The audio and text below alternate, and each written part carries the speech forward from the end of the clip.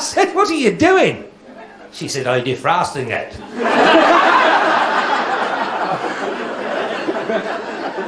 And she got another burger and she put it on the other arm. I said, don't tell me you're defrosting that. She said, yeah.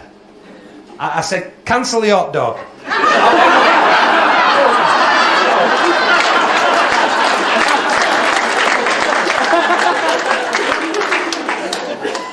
But there's a dog escaped on the road, a huge thing, it's a huge thing, it's kind of like a cross between a Rottweiler, I'll say, huge thing, huge. It came bounding towards me.